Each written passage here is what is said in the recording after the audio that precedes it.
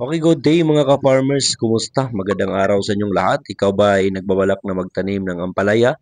Dahil kaya't napunta ka dito sa video na ito at nagtatanong kung ilang puno ba ang kakailangan natin itanim para makapag-harvest tayo ng mas maraming harvest at ilang kilo ba yung ma-harvest natin sa bawat puno na tinanim natin. Sa video ito mga kaibigan, ito yung kasagutan sa mga tanong mo na yan at sasagutin natin yan dito sa video na ito.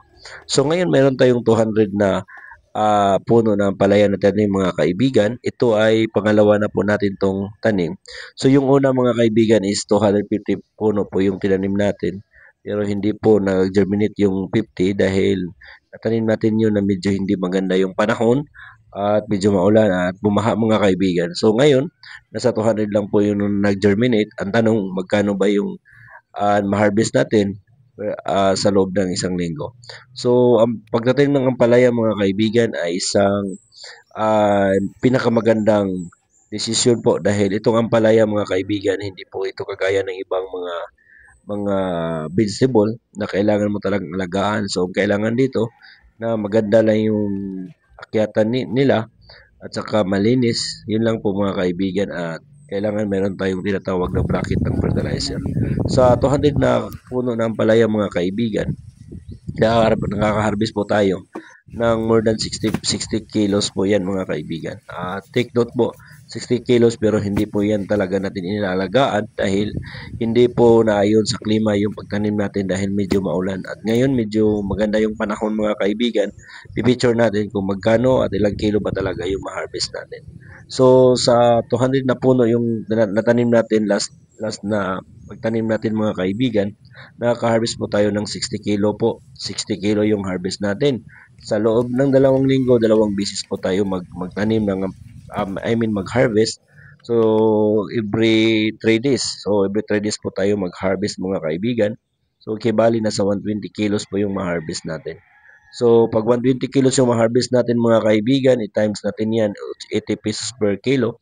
So medyo malaki yung kinikita natin at ang maganda pa dito mga kaibigan ay passive income po ito at kailangan mo talagang mayroon tayong tinatawag na planning sa pagtatanim dahil kung wala kang planning mga kaibigan, medyo mahirapan tayo talaga. So bago ka magtanim, kailangan mo munang magtanong, kailangan mo munang alamin kung ano yung kailangan sa vegetable na itatanim mo mga kaibigan. Kagaya nitong ampalaya, so meron tinatawag yan mga kaibigan na fertilizer bracket. So ano ba yung fertilizer bracket mga kaibigan? Unang-una, so meron tayong tinatawag na winner fertilizer. So mabibili natin yan mga kaibigan sa mga aggregate supply. So meron tinatawag na winner, merong Nutribor at saka yung winner at saka Nutribor mga kaibigan ay sa Yara po yung ano nila. Yara po yung brand name nila, mga company mga kaibigan na nagpo-produce ng fertilizer na yan. At saka meron din tayong tinatawag na potassium mga kaibigan. Itong potassium ito ay bibigay natin kung may kita natin na pwede na sila sapat na po yung mga branches nila na makapagbigay ng bunga. So yung winner pala mga kaibigan at saka yung Nutribor, yan yung nagpapalakas ng immune system ng tanim natin at hindi po sila madaling mamatay ng mga bakterya ng mga punggos mga kaibigan at pagpahaba din ng gamot at saka pagpahaba ng kanilang mga vines. So yan.